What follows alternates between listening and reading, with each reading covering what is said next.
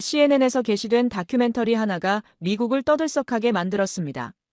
첫날 조회수 500만 회를 돌파하며 소셜미디어를 강타했어요. 이게 정말 서울 한복판이야? 라는 댓글이 10만 개를 넘어섰습니다. 문제의 다큐멘터리는 서울 여의도 옆 작은 무인도에 관한 이야기였어요. 1968년 폭파된 후 50년 만에 스스로 되살아난 기적의 섬, 밤섬이었습니다. 영상 속에는 믿기 어려운 장면들이 가득했어요. 수달 가족이 국회의사당을 배경으로 자유롭게 헤엄치고 멸종됐다던 금개구리가 도심에서 울음을 터뜨렸습니다. 심지어 물수리가 마천루 사이를 활공하며 한강에서 물고기를 사냥하는 모습까지 담겼어요. CGI 아니야? 합성 맞지? 라며 의심하는 댓글들이 쏟아졌지만 서울을 다녀온 미국인들은 진짜 맞다며 증언했습니다. 미국 환경보호청은 긴급회의를 소집했고 하버드 환경대학원에서는 특별 세미나가 열렸어요. 도시생태학자들은 21세기 최고의 도시재생 사례라며 열광했습니다. 미국 뉴욕시에서는 한강의 밤섬을 모델로 한 생태보호구역을 만드는 것을 적극 검토하기 시작했습니다. 25년간 환경 다큐를 제작해온 CNN의 베테랑 PD 레이첼 카터도 처음엔 믿지 않았어요. 사라진 생명은 돌아오지 않는다는 확신을 갖고 서울로 날아갔거든요. 하지만 일주일 후 그녀는 완전히 다른 사람이 되어 돌아왔습니다. 대체 서울의 밤섬에서 무슨 일이 벌어지고 있는 걸까요? 잠깐만요. 혹시 지금 어디서 듣고 계신가요? 구독과 좋아요 미리 눌러주시면 건강하고 행복한 기운 듬뿍 받으실 거예요. 저는 레이첼 카터입니다. CNN에서 환경 다큐멘터리를 만드는 PD죠. 새벽 3시 아틀란타 본사 편집실은 커피 냄새와 형광등 소리로 가득했습니다. 모니터에는 시리아 난민 리포트가 끝없이 반복되고 있었어요. 제가 지난 6개월간 매달려온 프로젝트였습니다. 밤늦게까지 편집하느라 목이 쉬어 있었어요. 문이 열리는 소리가 났어요. 콘텐츠 총괄 스콧 린이 들어왔습니다. 45세, 중국계 미국인으로 ROI에만 관심 있는 사람이었죠. 언제나 매출과 클릭수를 입에 달고 사는 사람이었어요. 레이첼, 새 프로젝트가 있어. 그가 노트북을 제 앞에 놓았어요. 차가운 손으로 마우스를 클릭했습니다. 화면에는 한국어 뉴스 화면이 떠 있었습니다. 밤섬, 람사르 습지, 그리고 수달 사진이 보였어요. 한글 자막이 영어로 번역되어 나왔습니다. 서울 한복판에 섬이 하나 있어. 밤섬이라고 해. 스콧이 설명을 시작했어요. 1968년에 폭파됐던 곳인데 지금은 무인도가 됐다고 하네. 폭파된 섬이요? 저는 화면을 자세히 들여다봤어요. 작은 섬이 여의도 고층 빌딩들 사이에 떠 있었습니다. 여의도 바로 옆이야. 근데 생물들이 돌아왔다는 거지. 스콧의 목소리에 회의감이 묻어 있었어요. 수달, 맹꽁이, 뭐 이런 것들 말이야. 그가 다른 화면을 띄웠어요. 국제보호습지 인증서였습니다. 람사르 협약이라고 적혀 있었어요. 한 편 찍어올래? 시청률 나올 것 같은데. 저는 그 순간 중국 양쯔강 프로젝트가 떠올랐어요. 5년 전 제작한 양쯔강 생태계 붕괴 다큐멘터리. 개발로 인해 사라져간 강돌고래, 멸종된 양쯔악어. 그 참혹한 현장들을 기록했었죠. 양쯔강에서 마지막 강돌고래를 촬영했을 때가 생생했어요. 탁한 물 위로 잠깐 떠올랐다가 사라진 등지느러미. 그게 제가 본 마지막 모습이었습니다. 이후 그 종은 멸종 선언됐어요. 도시개발은 자연을 죽입니다. 한번 죽은 생태계는 돌아오지 않아요. 그게 제가 배운 잔혹한 진실이었습니다. 폭파된 섬에서 생물이 돌아왔다고요? 저는 고개를 저었어요. 말이 안 되는데요. 다이너마이트로 날려버린 곳에서요? 그래서 확인하러 가는 거지. 스콧이 냉소적으로 웃었어요. 한국의 그린워싱이 얼마나 정교한지 보고 와.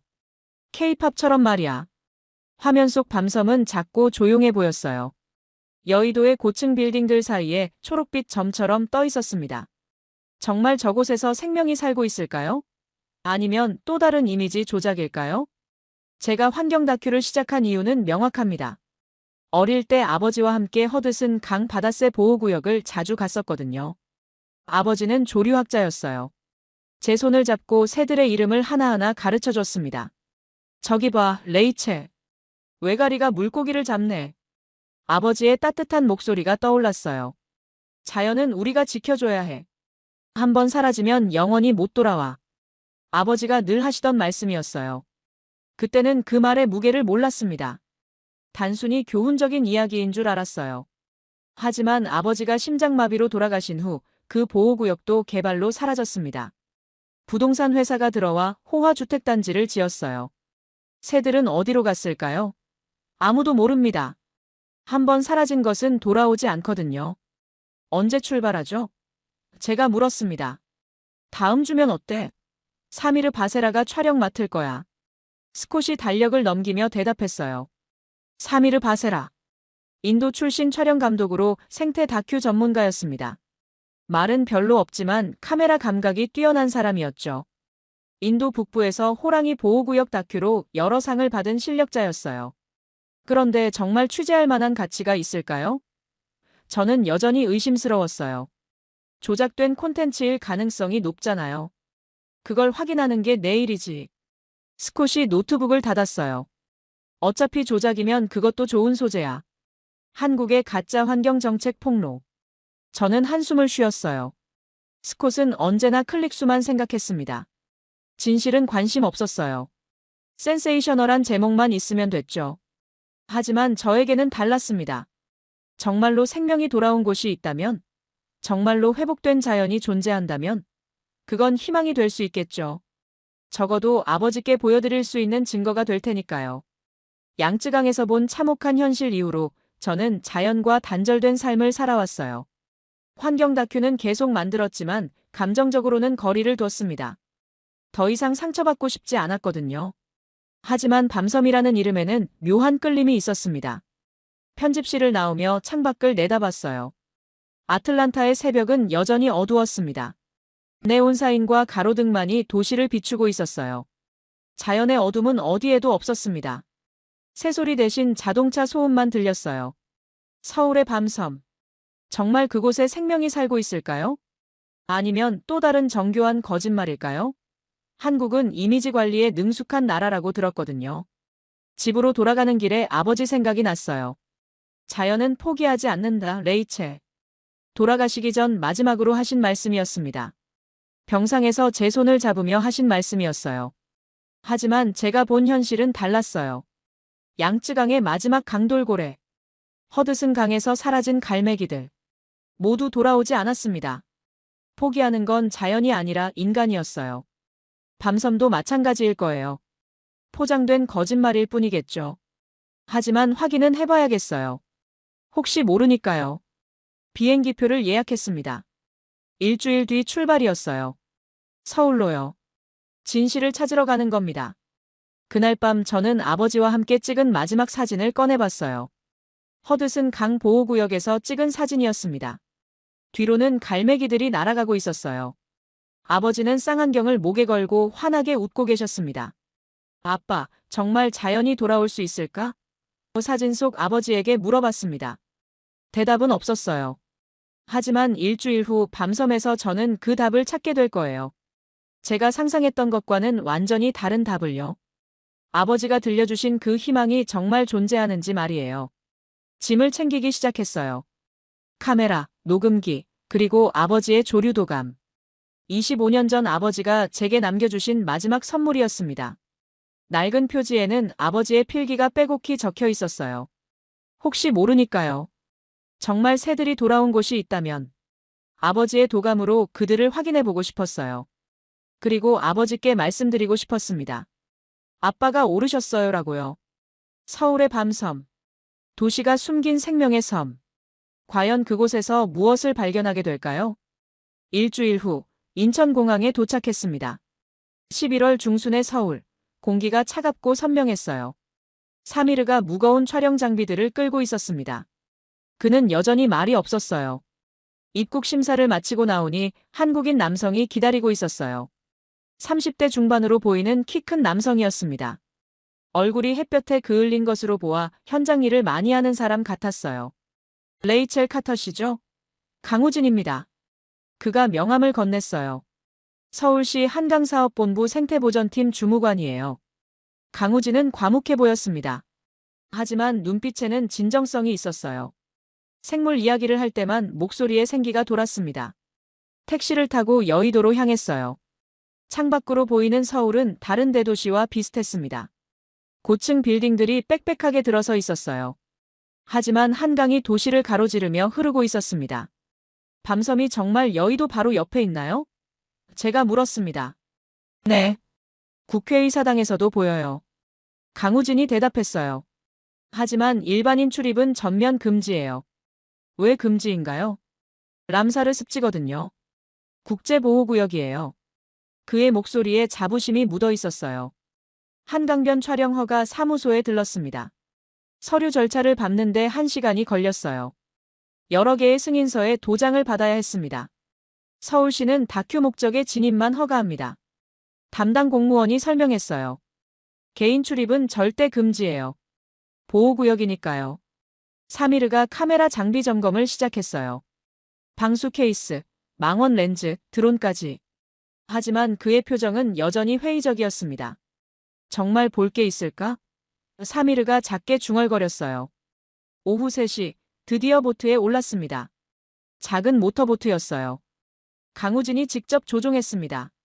한강 물살이 보트 밑을 흘러갔어요. 여의도 고층 빌딩들이 점점 멀어졌습니다.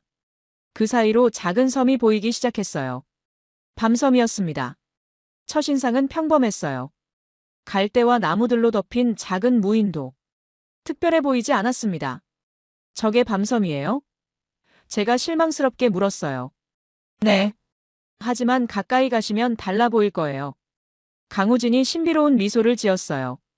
보트가 섬에 가까워질수록 분위기가 바뀌었습니다. 도시의 소음이 점점 사라졌어요. 자동차 소리, 공사 소리, 사람들의 소음이 모두 멀어져 갔습니다. 대신 새로운 소리들이 들리기 시작했어요. 갈대가 바람에 흔들리는 소리, 물이 섬 가장자리를 살살 때리는 소리, 새들의 날갯짓 소리. 조용하네요. 사미르가 놀란 듯 말했어요. 서울 한복판이 맞나요? 밤섬은 도시의 심장인데 숲처럼 조용해요. 강우진이 설명했어요. 정말 그랬어요. 불과 500m 떨어진 여의도에서는 자동차가 쌩쌩 달리고 있는데 여기는 완전히 다른 세계 같았습니다. 보트가 섬의 선착장에 도착했어요. 나무로 만든 작은 부두였습니다. 발을 딛는 순간 느낌이 달라졌어요. 흙냄새가 났습니다. 도시에서는 맡을 수 없는 자연의 냄새였어요. 썩은 나뭇잎과 축축한 땅의 냄새. 이곳은 1968년에 폭파됐다고 하셨죠? 제가 물었습니다. 강우진의 표정이 잠시 어두워졌어요. 네. 여의도 개발 때문에요. 어떻게 폭파했나요? 다이너마이트로요. 완전히 날려버렸어요. 그의 목소리가 조용했어요. 제 아버지가 그때를 기억하세요. 아버지가 목격자였다는 말에 저는 가슴이 찡했어요. 폭파 현장을 직접 본 사람의 아들이 지금 이곳을 지키고 있다니요. 섬 안으로 들어가는 길은 좁았습니다. 갈대밭 사이로 난 작은 오솔길이었어요. 발밑이 조금 질척거렸습니다. 조용히 걸어주세요. 강우진이 속삭였어요. 동물들을 놀라게 하면 안 되거든요. 정말 조용히 걸었습니다. 발걸음 소리가 물에 퍼져나갔어요. 그때마다 갈대들이 살랑거렸습니다. 10분 정도 걸었을까요? 갑자기 강우진이 멈춰 섰어요. 손을 들어 우리를 제지했습니다. 들리세요? 저는 귀를 기울였어요. 처음엔 아무것도 들리지 않았습니다. 바람 소리와 갈대 흔들리는 소리뿐이었어요. 그런데 잠시 후 희미한 소리가 들려왔습니다. 물이 살짝 움직이는 소리. 뭔가 헤엄치는 소리 같았어요. 뭔가 있네요. 사미르가 카메라를 준비했어요. 강우진이 갈대를 조심스럽게 헤치며 앞으로 나아갔습니다. 우리도 그 뒤를 따랐어요. 그리고 작은 연못이 나타났습니다. 맑은 물이 고여있는 조용한 연못이었어요. 수면에 오후 햇살이 반짝였습니다. 여기서 기다려주세요. 강우진이 말했어요. 곧 나올 거예요. 우리는 갈대 사이에 숨어서 기다렸습니다. 시간이 천천히 흘렀어요. 도시의 시간과는 다른 자연의 시간이었습니다. 5분이 지났을까요? 갑자기 물 위에 동그란 머리가 떠올랐어요. 그리고 또 하나, 또 하나. 수달이었습니다. 정말 수달이 밤섬에 살고 있었어요. 저는 숨을 멈췄습니다. 양쯔강 이후 처음으로 야생에서 포유류를 본 순간이었어요. 심장이 뛰기 시작했습니다. 수달 가족은 우리를 전혀 의식하지 않았어요. 물 위를 자유롭게 헤엄쳤습니다. 가끔 물속으로 잠수했다가 다시 떠올랐어요. 어미로 보이는 큰 수달이 새끼에게 먹이를 나눠주는 모습도 보였습니다. 작은 물고기를 입에 물고 있었어요. 믿을 수 없어요. 저는 속삭였습니다. 정말 야생 수달이에요? 강우진이 고개를 끄덕였어요. 3년 전부터 여기 정착했어요. 사미르가 조용히 카메라를 돌렸습니다. 하지만 그의 눈빛도 놀라움으로 가득했어요. 인도에서 호랑이를 촬영할 때와 같은 집중력이었습니다. 수달들은 30분 넘게 모습을 보여줬어요. 물장구 치고 먹이 잡고 서로 놀아주는 모습까지. 완전히 자연스러운 행동이었습니다. 해가 기울어가자 수달들이 하나씩 갈대 깊숙이 사라져갔어요. 잠자리로 돌아가는 시간인 것 같았습니다. 이게 서울 한복판이라고요? 사미르가 믿을 수 없다는 듯 물었어요. 국회의 사당까지 헤엄쳐서 10분이에요. 강우진이 웃으며 대답했어요. 저는 아직도 믿기지 않았어요. 폭파된 섬에서 이런 일이 가능한 건가요? 정말 자연이 스스로 회복된 건가요? 내일 더 깊은 곳을 보여드릴게요. 강우진이 말했어요. 더 놀라운 게 있거든요. 보트로 돌아가는 길, 저는 계속 생각에 잠겨 있었습니다. 오늘 본 것이 진짜였을까요? 아니면 특별히 관리되는 쇼케이스였을까요? 하지만 수달들의 행동은 너무 자연스러웠어요. 연출할 수 없는 장면들이었습니다. 여의도 고층 빌딩들이 다시 보이기 시작했어요. 문명의 불빛이 밤하늘을 밝히고 있었습니다. 하지만 뒤돌아본 밤섬은 고요했어요. 아버지가 말씀하셨던 그 희망. 혹시 정말 존재하는 걸까요? 다음 날 새벽 5시였습니다. 이른 시간에 다시 밤섬으로 향했어요. 오늘은 섬의 더 깊은 곳을 탐사하기로 했습니다. 강우진이 우리를 안내했어요. 야행성 동물들을 보려면 이른 시간이 좋아요. 그가 손전등을 들며 말했어요. 새벽 안개가 한강 위로 피어오르고 있었습니다. 밤섬은 신비로운 실루엣으로 다가왔어요. 마치 다른 세계로 들어가는 느낌이었습니다. 섬에 도착하니 어제와는 완전히 다른 분위기였어요. 새벽의 정적이 섬 전체를 감싸고 있었습니다. 이슬에 젖은 갈대들이 은빛으로 반짝였어요. 이번엔 금개구리를 찾아볼 거예요. 강우진이 설명했어요. 한때 서울에서 사라졌던 종이거든요. 금개구리. 아버지의 생물도감에서 본 적이 있는 이름이었어요. 하지만 실제로는 본 적이 없었습니다. 우리는 섬의 중심부로 들어갔어요. 어제보다 더 깊은 곳이었습니다. 갈대밭이 점점 울창해졌어요. 발밑이 더 질척거렸습니다. 습지의 진흙이 장화에 달라붙었어요. 공기도 더 촉촉하고 무거웠습니다. 여기서부터는 정말 조용히 해주세요. 강우진이 속삭였어요. 금개구리는 아주 예민해요. 우리는 숨을 죽이고 걸었습니다. 발걸음 하나하나가 조심스러웠어요. 갈대를 해칠 때도 최대한 소리내지 않으려 했습니다. 10분 정도 걸었을까요? 작은 웅덩이가 나타났어요. 고인 물에 낙엽들이 떠 있었습니다. 강우진이 멈춰 섰어요. 여기에요. 처음엔 아무것도 보이지 않았습니다. 그냥 평범한 웅덩이 같았어요. 하지만 자세히 보니 뭔가 움직이는 게 있었습니다. 물 가장자리에 작은 개구리 한 마리가 앉아 있었어요. 황금빛 등껍질이 새벽 햇살에 반짝였습니다. 금개구리였어요. 정말 금개구리가 밤섬에 살고 있었습니다.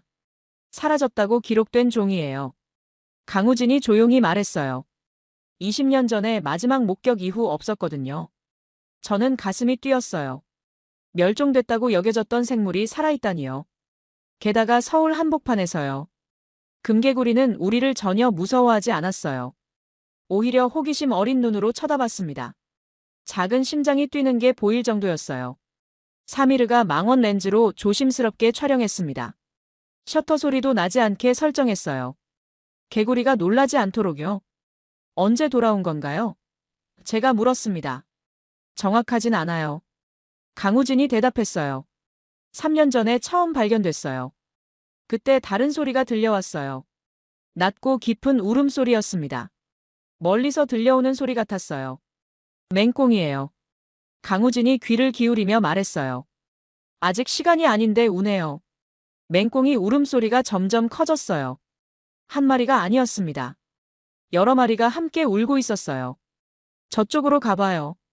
강우진이 소리나는 방향을 가리켰어요. 우리는 또 다른 습지로 향했습니다. 울음소리가 점점 가까워졌어요. 가슴이 설레기 시작했습니다. 아버지와 함께 허드슨 강에서 들었던 개구리 소리가 떠올랐어요. 그때와 비슷한 울림이었습니다. 자연이 살아있다는 증거 같은 소리. 새로운 웅덩이에 도착했어요. 여기는 좀 더 컸습니다. 물 위로 작은 거품들이 올라오고 있었어요. 저기 보세요. 강우진이 조용히 가리켰어요. 물속에서 작은 그림자들이 움직이고 있었습니다. 맹꽁이들이었어요. 물속에서 울음을 터뜨리고 있었습니다. 먼 식기가 아닌데 이상하네요. 강우진이 중얼거렸어요. 갑자기 울음소리가 멈췄어요. 완전한 정적이 흘렸습니다. 우리 모두 숨을 죽였어요. 그리고 다시 시작됐어요. 이번엔 더 많은 소리였습니다. 금개구리와 맹꽁이가 함께 부르기 시작했어요. 합창이네요. 사미르가 감탄했어요. 정말 자연의 합창이었습니다. 각기 다른 음색이 어우러져 아름다운 멜로디를 만들고 있었어요. 도시 한복판에서 들을 수 있는 소리가 아니었습니다. 저는 눈을 감고 소리에 집중했어요. 25년 전 아버지와 함께 들었던 그 소리. 허드슨 강에서 사라졌던 그 아름다운 울음. 여기서 다시 들을 수 있다니요. 이 소리를 누구도 연출할 수 없어요. 저는 속삭였습니다. 강우진이 고개를 끄덕였어요. 자연만이 만들 수 있는 음악이죠. 합창은 30분 넘게 계속됐어요. 해가 떠오르면서 점점 소리가 잦아들었습니다.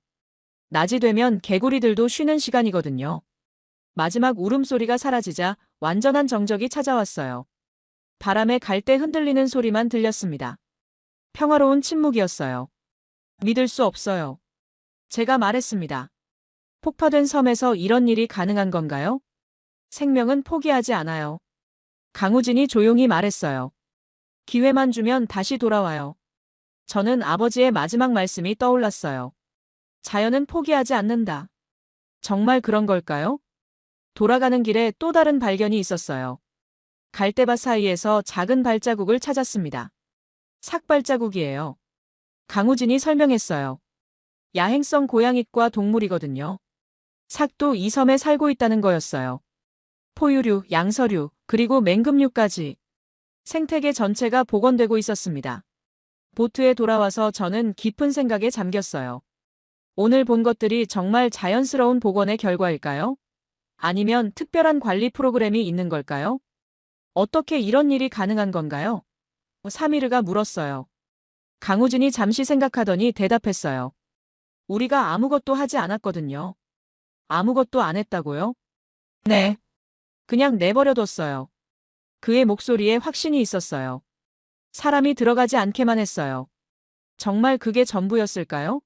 단순히 사람이 들어가지 않는 것만으로 이런 기적이 가능한 건가요? 여의도가 다시 보이기 시작했어요. 문명의 소음이 다시 들려왔습니다. 하지만 제 마음은 여전히 밤섬에 있었어요.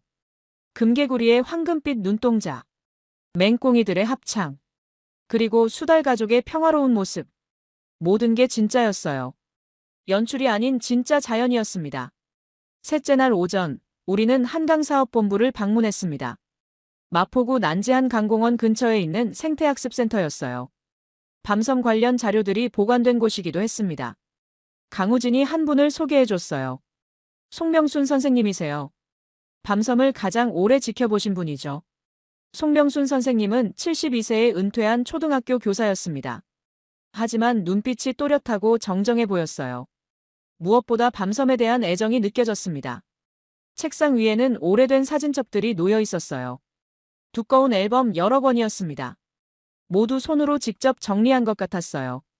제가 밤섬을 처음 본 건 1974년이에요.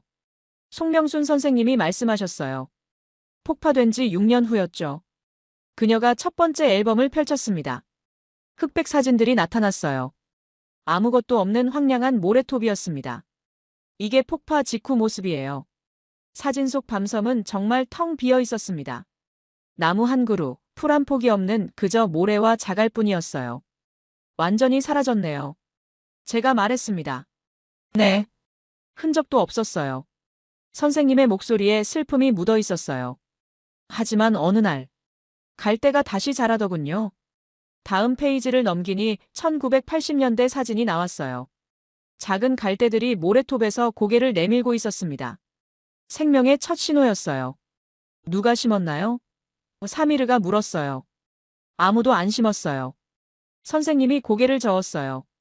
저절로 자란 거예요. 저는 믿기 어려웠어요. 완전히 파괴된 곳에서 식물이 저절로 자란다고요? 종자가 어디서 온 걸까요? 강물을 따라 흘러온 것 같아요. 선생님이 설명하셨어요. 갈대 씨앗은 물에 떠서 멀리까지 가거든요. 1990년대 사진들을 보니 변화가 뚜렷했어요. 갈대밭이 점점 넓어지고 있었습니다. 작은 나무들도 자라기 시작했어요. 이때부터 새들이 오기 시작했어요. 선생님이 한 사진을 가리키셨어요. 처음엔 까마귀 몇 마리였는데 사진 속에는 정말 까마귀들이 갈대 위에 앉아 있었어요. 별것 아닌 것 같지만 중요한 순간이었습니다. 동물들이 다시 찾아온 첫 신호였거든요. 왜 기록하기 시작하셨어요? 제가 물었습니다. 선생님이 잠시 생각하시더니 대답하셨어요. 사람들은 잊으니까요. 뭘 잊는다는 거죠? 생명이 얼마나 소중한지요. 선생님의 눈빛이 깊어졌어요. 한번 잃으면 영원히 못 돌아온다고 생각하잖아요. 돌아올 수 있나요? 근데 생물은 안 그래요. 선생님이 미소 지으셨어요. 개들은 기억해요. 언제 돌아와야 할지를. 2000년대 사진들은 더욱 놀라웠어요. 밤섬이 완전한 숲이 되어 있었습니다. 다양한 나무들이 자라고 있었어요. 이때부터 본격적으로 동물들이 돌아왔어요. 선생님이 설명하셨어요. 외가리, 백로부터 시작해서 그리고 최근 사진들을 보여주셨어요. 수달, 금개구리, 맹꽁이 사진들이었습니다. 모두 선생님이 직접 찍은 것들이었어요. 이 할머니가 다 촬영하신 거예요? 사미르가 놀라며 물었어요. 네. 50년간 기록했어요. 선생님이 자랑스럽게 대답하셨어요. 일주일에 2번은 꼭 가거든요. 정말 대단했어요. 72세 할머니가 50년간 혼자서 생태 복원 과정을 기록한 거였습니다. 과학자도 아닌 일반 시민이요. 가장 감동적이었던 순간이 언제였나요? 제가 물었습니다. 선생님이 한참 생각하시더니 한 사진을 꺼내셨어요. 금개구리가 연못에 앉아 있는 사진이었습니다. 3년 전에 이 아이를 처음 봤을 때요. 선생님의 목소리가 떨렸어요. 얘가 돌아왔구나 싶었어요. 감동적이셨겠어요. 울었어요. 선생님이 솔직하게 말씀하셨어요. 혼자서 한참 울었어요. 저는 가슴이 뭉클해졌어요. 50년을 기다린 끝에 마주한 기적. 그 순간의 감동이 얼마나 컸을까요? 사람들이 믿지 않았겠어요. 제가 말했습니다. 그렇죠. 서울 한복판의 금개구리라니. 선생님이 웃으셨어요. 저도 처음엔 못 믿겠더라고요. 선생님은 또 다른 앨범을 펼치셨어요. 개구리 울음소리의 주파수 분석표였습니다. 직접 녹음해서 분석한 거였어요. 소리도 기록하세요? 네. 울음소리가 생명의 증거거든요. 선생님이 설명하셨어요. 종마다 다른 주파수를 내요. 정말 과학적이었어요. 전문 연구자 못지않은 정확성이었습니다. 마지막 앨범에는 미래 계획이 적혀 있었어요. 앞으로 관찰하고 싶은 생물들의 목록이었습니다. 아직도 기대하는 동물들이 있어요. 선생님이 목록을 보여주셨어요. 삭도 더 자주 보고 싶고 수리부엉이도 올 수 있을 것 같아요. 확신하세요? 50년을 봤는데 확신 안 할 수가 있나요? 선생님의 눈빛이 반짝였어요. 돌아오는 길에 저는 깊은 감동에 잠겼어요.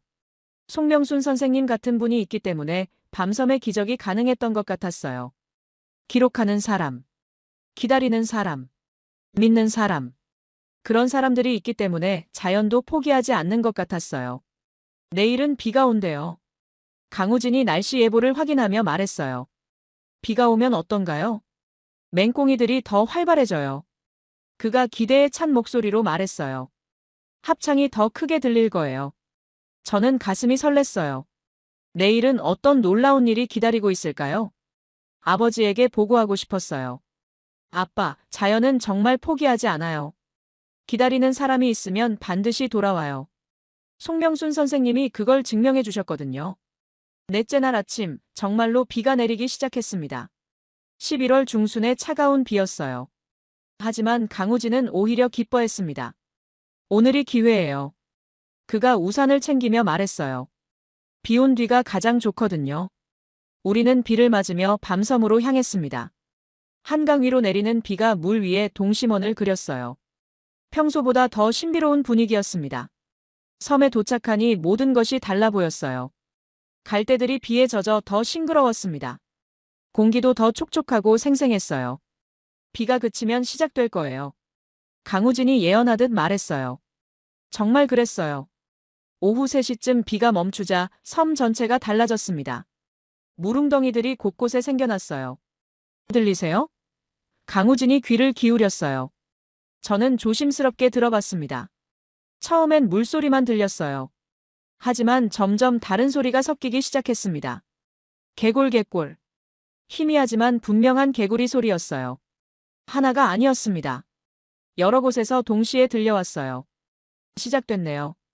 사미르가 녹음기를 준비했어요. 점점 소리가 커졌습니다.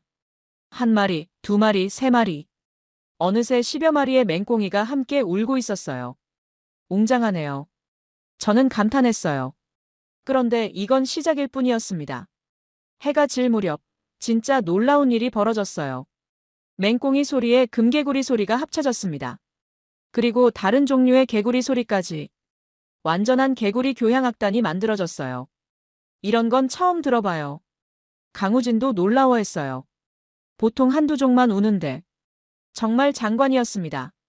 각기 다른 음색과 리듬이 어우러져 자연의 심포니를 만들고 있었어요. 서울 한복판에서 들을 수 있는 소리가 아니었습니다. 저는 눈을 감고 소리에 집중했어요. 25년 전 허드슨 강에서 아버지와 함께 들었던 그 소리. 하지만 이건 그보다 더 풍부했습니다. 더 다양하고 더 생생했어요. 이 소리를 들으러 사람들이 올까요? 제가 물었습니다. 아니요. 일반인은 출입 금지거든요. 강우진이 대답했어요. 우리만 들을 수 있어요. 특권이었어요. 세상에서 몇 안 되는 사람만이 들을 수 있는 자연의 음악. 가슴이 벅찼습니다. 합창은 밤 10시까지 계속됐어요. 달이 떠오르자 점점 소리가 잦아들었습니다. 하지만 완전히 멈추지는 않았어요. 저들은 왜 우는 건가요? 사미르가 물었어요. 2번 씻기 신호죠. 강우진이 설명했어요.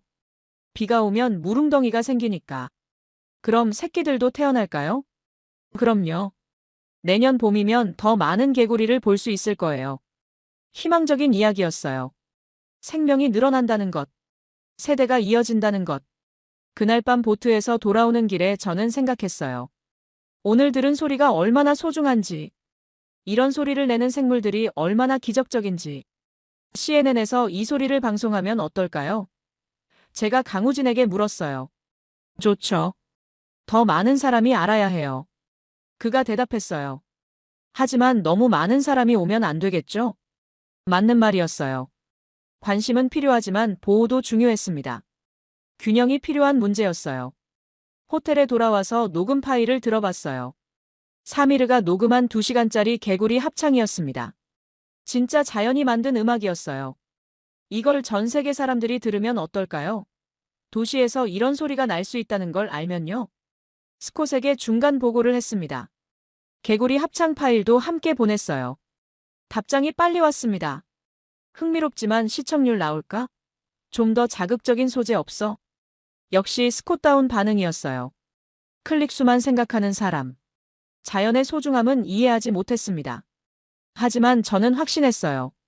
이 소리야말로 가장 강력한 메시지라고. 생명이 살아있다는 증거라고. 아버지가 들으셨다면 어떠셨을까요? 레이첼아, 자연은 정말 포기하지 않네.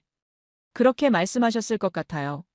내일은 밤섬의 하늘을 살펴보기로 했습니다. 맹금류를 찾아보는 거예요. 또 어떤 놀라움이 기다리고 있을까요? 창밖을 내다봤어요. 서울의 밤은 여전히 밝았습니다. 하지만 어딘가에서는 개구리들이 노래하고 있겠죠. 생명의 찬가를요. 5째 날 새벽이었습니다. 오늘은 밤섬 상공의 맹금류를 관찰하기로 했어요. 강우진이 특별한 장비를 가져왔습니다. 망원경이에요. 그가 큰 망원경을 설치하며 말했어요. 새들 관찰용이죠. 우리는 섬의 가장 높은 지점으로 올라갔습니다. 작은 언덕이었어요. 여기서 한강 전체가 내려다 보였습니다. 새벽 6시, 아직 어둠이 남아있을 때였어요. 갑자기 큰 새 한 마리가 나타났습니다. 저기요. 강우진이 흥분해서 가리켰어요. 하늘을 가로지르는 거대한 새였습니다. 날개를 펼친 폭이 2미터는 좋게 넘어 보였어요. 우아하게 활공하고 있었습니다. 물술이에요. 강우진이 망원경으로 확인하며 말했어요. 천년 기념물이죠. 물수리가 서울 한복판을 난다고요? 믿기 어려웠습니다. 수리는 한강 위를 천천히 선회했어요. 물고기를 노리는 것 같았습니다. 갑자기 급강하했어요. 사냥하네요. 사미르가 카메라를 들었어요. 정말 놀라운 장면이었습니다. 수리가 강물 표면을 스치며 발톱으로 물고기를 낚아챘어요. 완벽한 사냥이었습니다. 도시에서 이런 장면을 볼 수 있다니. 저는 넋을 잃고 바라봤어요.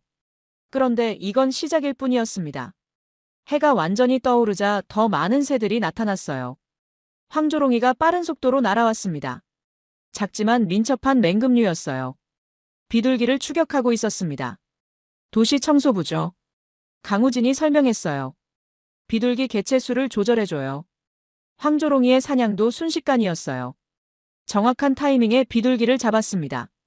자연의 법칙이 도시에서도 그대로 작동하고 있었어요. 오후가 되자 또 다른 맹금류가 나타났습니다. 새매였어요. 흰깸리 수리보다 작지만 더 날렵해 보였습니다. 새매는 밤섬 상공을 몇 번 선회한 뒤 갈대밭으로 내려앉았어요. 사냥보다는 휴식을 위한 것 같았습니다. 저기가 잠자리인가 봐요. 강우진이 말했어요. 안전한 곳이니까. 정말 그랬어요. 밤섬은 맹금류들에게도 안전한 휴식처였습니다. 사람의 방해가 없으니까요. 몇 종류나 살아요? 제가 물었습니다. 확인된 것만 5종이에요. 강우진이 답했어요. 물수리, 황조롱이, 새매, 참수리, 흰꼬리수리까지. 5종의 맹금류. 이건 생태계가 완전히 복원됐다는 증거였어요. 최상위 포식자들이 살 수 있을 만큼 먹이사슬이 건강하다는 뜻이었습니다. 해질 무렵 가장 인상적인 장면을 봤어요. 3종의 맹금류가 동시에 하늘에 나타난 거였습니다. 물수리, 황조롱이, 새매. 각각 다른 높이에서 날고 있었어요. 서로 간섭하지 않으면서도 같은 하늘을 공유했습니다. 평화로우네요. 사미르가 감탄했어요. 서로 싸우지 않고. 영역이 다르거든요. 강우진이 설명했어요. 각자 다른 먹이를 노려요. 정말 지혜로운 자연의 시스템이었어요. 경쟁보다는 공존을 선택한 것 같았습니다. 그때 물수리가 특별한 행동을 보였어요. 밤섬 상공에서 오랫동안 머물며 원을 그렸습니다. 마치 섬을 지키는 것 같았어요. 영역 표시인가요? 제가 물었습니다. 아니면 인사일 수도 있고요. 강우진이 웃으며 대답했어요. 우리한테 보여주는 것 같아요. 정말 그런 느낌이었어요. 수리가 우리를 의식하고 있는 것 같았습니다. 환영하는 것 같기도 하고 경고하는 것 같기도 했어요. 이 도시의 새는 울음 대신 바람을 남기네요. 저는 시적인 표현을 써봤어요. 사미르가 카메라를 내렸습니다. 이건 촬영할 게 아니에요. 그냥 감상해야 해요. 맞는 말이었어요. 이 순간은 기록보다는 경험이 중요했습니다. 마음으로 느끼고 기억해야 할 장면이었어요. 맹금류들의 비행은 1시간 넘게 계속됐어요. 해가 완전히 지자 하나씩 자신들의 잠자리로 돌아갔습니다. 마지막으로 새매가 밤섬 위를 한 바퀴 돌고 갈대밭으로 사라졌어요.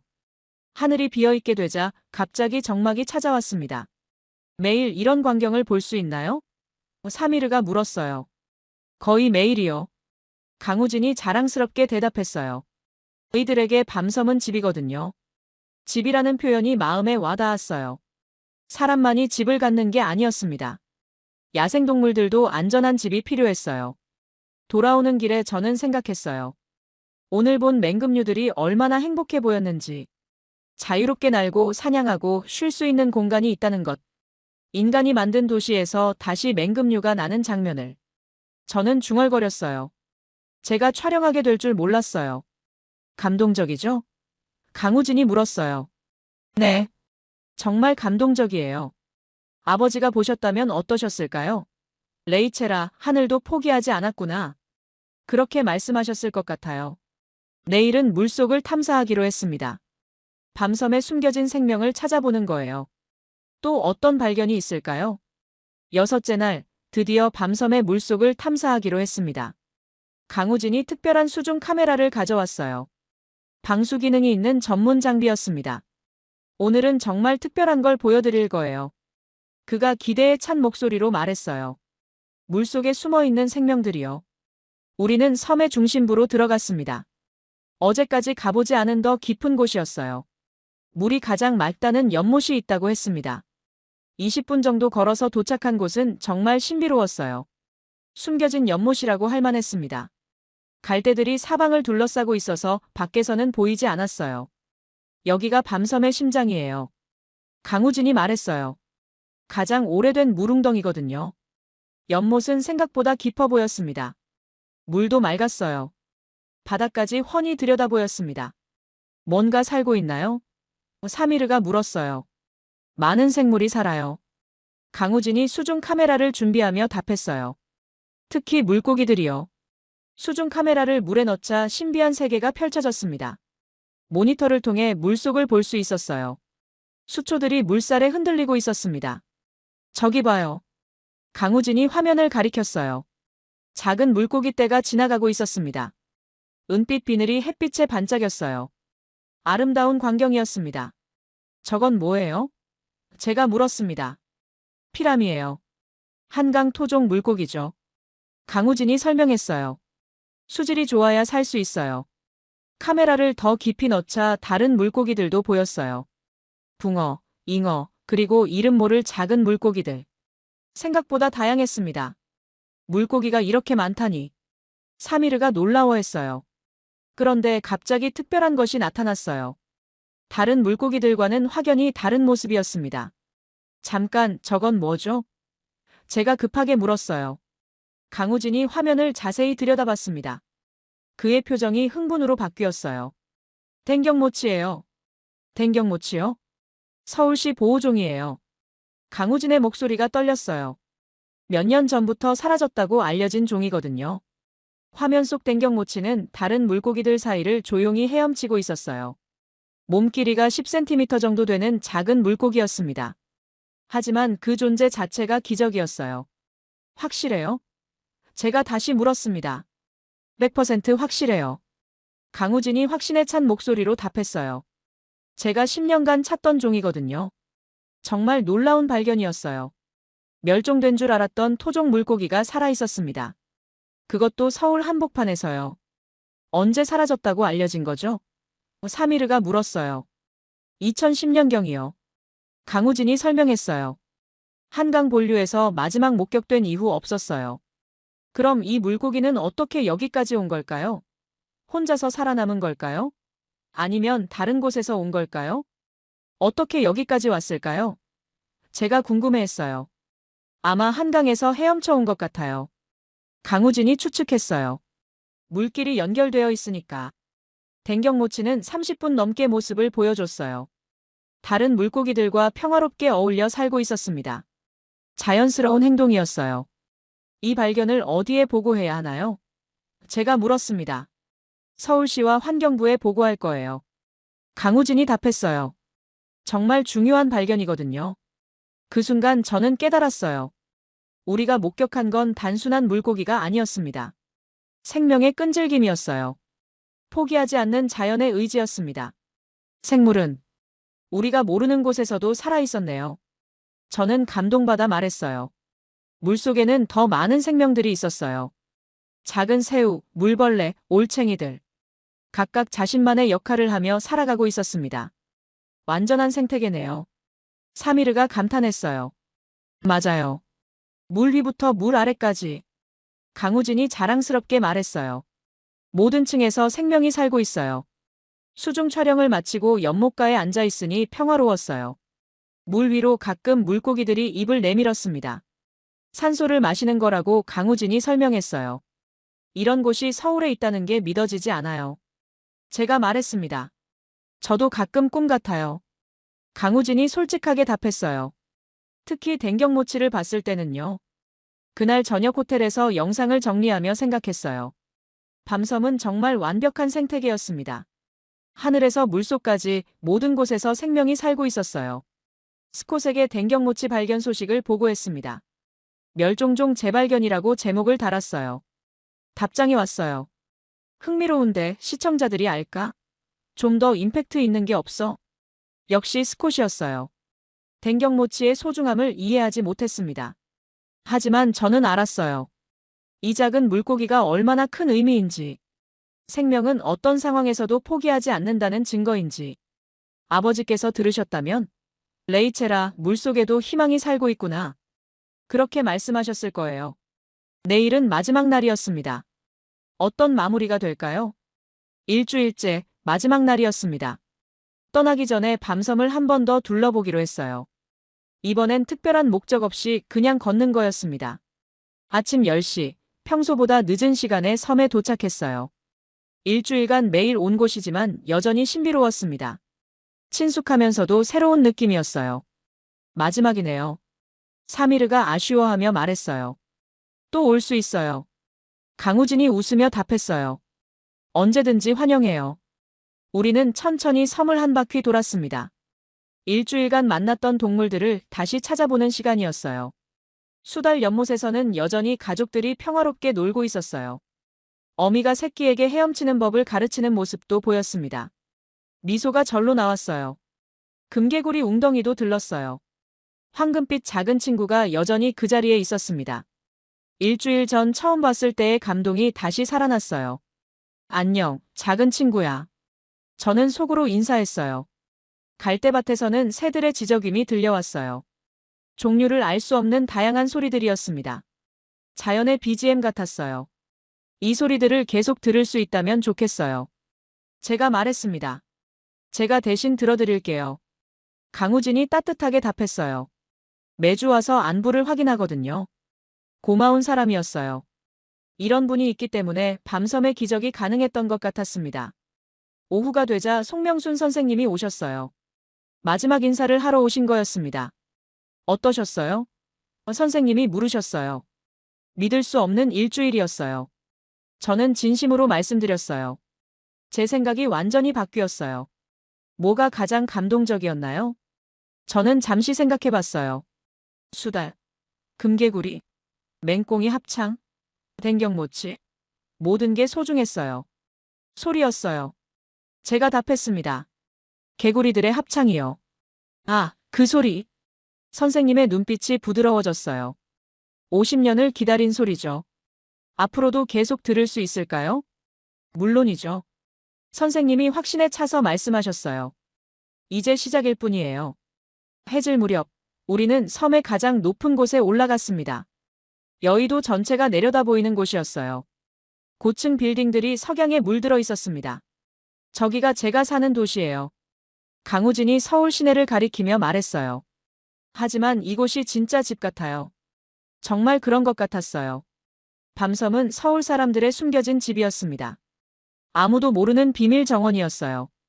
그때 하늘에서 익숙한 실루엣이 나타났어요. 새매였습니다. 일주일간 여러 번 봤던 그 새매였어요. 새매는 우리 위로 천천히 날아왔습니다. 마치 작별 인사를 하는 것 같았어요. 한 바퀴 돌고 갈대밭으로 사라져갔습니다. 배웅해주는 것 같네요. 사미르가 웃으며 말했어요. 정말 그런 느낌이었어요. 밤섬의 모든 생물들이 우리를 배웅해주는 것 같았습니다. 해가 완전히 지자 개구리들이 울기 시작했어요. 일주일간 매일 들었던 그 소리. 하지만 오늘은 더 특별하게 들렸습니다. 이 섬은 설명할 수 없어요. 저는 마지막 내레이션을 시작했어요. 그냥 살아있었어요. 강우진이 고개를 끄덕였어요. 송명순 선생님의 목소리가 겹쳐졌습니다. 사람은 자꾸 잊어요. 근데 자연은 잊지 않아요. 기다리죠. 우리가 조용해질 때까지. 정말 맞는 말씀이었어요. 밤섬은 50년을 기다렸습니다. 그리고 기적을 만들어냈어요. 모트로 돌아가는 길, 밤섬이 점점 멀어져 갔어요. 어둠 속에서도 섬의 실루엣이 보였습니다. 마지막까지 아름다웠어요. 우린 아무것도 하지 않았어요. 강우진이 조용히 말했어요. 그런데 생명은 돌아왔어요.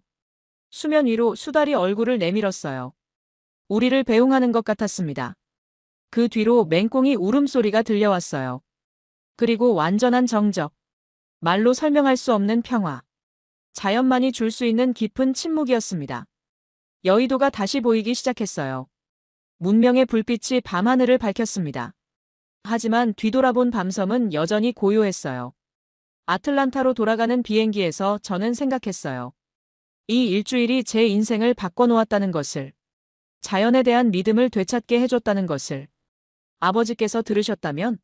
레이첼아, 자연은 정말 포기하지 않았구나. 기다리는 사람이 있으면 반드시 돌아와. 밤섬이 그걸 증명해줬어요. 송명순 선생님이 그걸 보여주셨고요. 강우진 같은 사람이 그걸 지켜나가고 있었습니다. 창밖으로 서울이 멀어져 갔어요. 하지만 밤섬의 소리는 여전히 제 귀에 남아 있었습니다. 평생 잊지 못할 자연의 음성이었어요. 생명은 포기하지 않습니다. 밤섬이 그걸 증명했어요. 우리에게도 희망이 있다는 걸요. 갈대 스치는 바람 소리와 함께.